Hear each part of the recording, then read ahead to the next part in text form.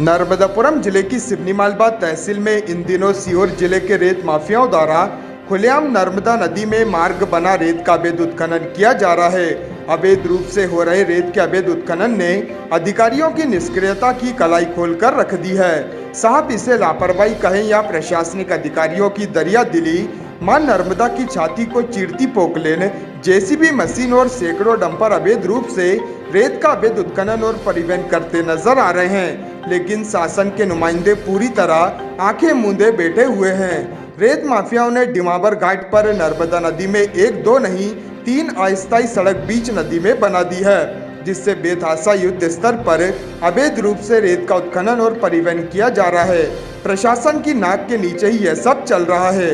ग्राम डिमावर में चांदगढ़ कुटी के पास नर्मदा नदी में अवैध रूप से रेत का अवैध उत्खनन और परिवहन देखने पर चौंकाने वाला नजारा दिखाई दिया। नर्मदा घाट पर कई पोकलेन मशीन और जेसीबी मशीन चल रही थी।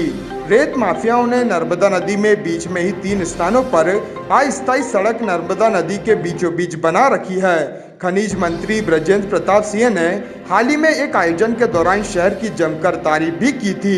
इतना ही नहीं, सिवनी मालवा शहर को मालदार भी बताया, लेकिन स्थानीय बाबरी घाट, डिमावर घाट, पापन, आवली घाट में अवैध रूप से चल रहे अंधाधुंध रेत के अवैध उत्खनन पर चुप्पी साधे रहे।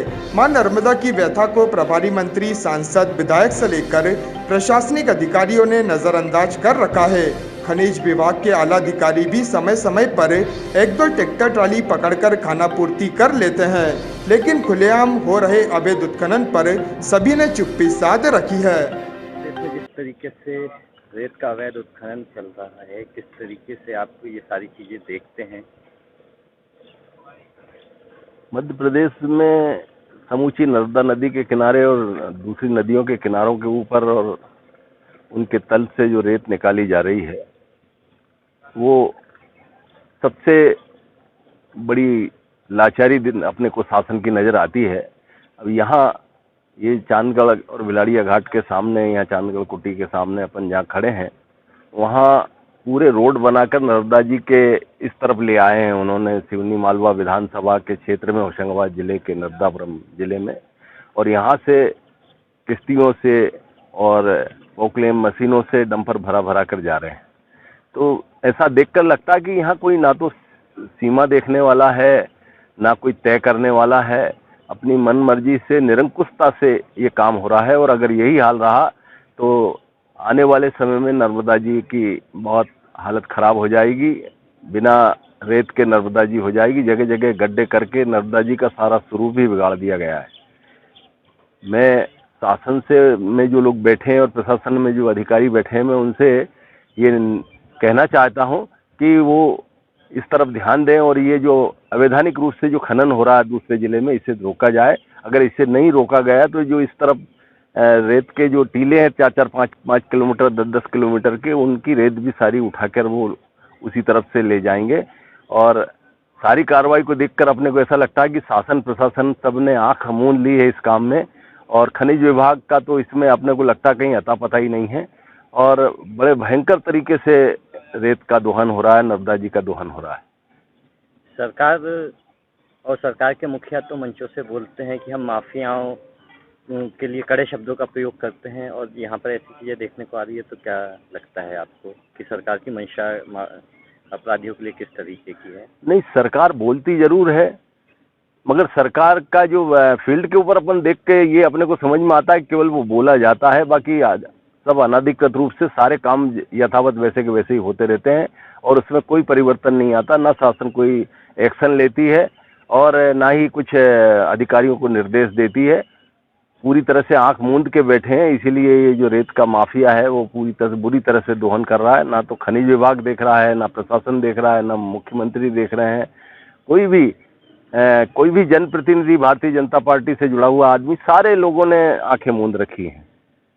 हम यहाँ सिवनी मालवा देखते हैं कि उस पार हो रहा है, तो उस पार सीएम का जो जिला है वो भी शायद लगता है, वहीं इस तरीके की चीज़ें चल रही है। तो कैसे संभव लगता है आपको ये? नहीं, बिना शासन प्रशासन के मिले इतना बड़ा काम नहीं हो सकता। इतने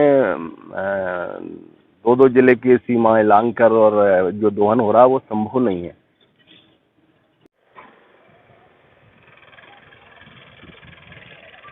यहाँ पर जो अवैध उत्खनन हमें दिखाई दे रहा है, किस तरीके से आप देखते हैं और क्या लगता है किस तरीके से इतना बड़ा उत्खनन कैसे करते हैं? ये जो मशीनरियाँ आप देख रहे हैं ये माननीय शिवराज सिंह जी के विधानसभा क्षेत्र में हैं और हालात ये हो गए हैं कि उस विधानसभा से सिवनी मालवा विधानसभा तक उन्होंने माँ नर्मदा को चीर के और एक रोड रेत का बनाकर सिवनी मालवा विधानसभा नर्मदापुरम जिले में आकर वो अवैध उत्खनन कर रहे हैं। उनकी हिम्मत देखिए आप कि शासन प्रशासन में बैठे अधिकारियों का भी उनको खौफ नहीं है कि वे पूरी दमदारी से यहाँ पर वो अवैध उत्खनन कर रहे हैं। ना प्रशासन में बैठे अधिकारी, ना शासन में बैठे लोग, ना यहाँ के जनप्रतिनिधि जो बीजेपी से हैं जिनकी सत्ता है, वो देखने को खाली हैं कि कहाँ क्या अवैध उत्खनन हो रहा है, ना उस पर कोई कार्रवाई की जा रही है। अभी कुछ समय पहले ही एसडीएम महोदय ने आपके डिमावर पे कार्रवाई की थी, तो हम उनसे ये बोलना चाहेंगे कि आप एक ही घाट पे ये कार्रवाई करके ना रुकें। जो सिवनी मालवा विधानसभा से लगे हुए जितने घाट हैं उन पे घूम फिर के देखें, अपने अधिकारियों से चेक कराएं और सभी घाटों पे इस तरह की कार्रवाई करें।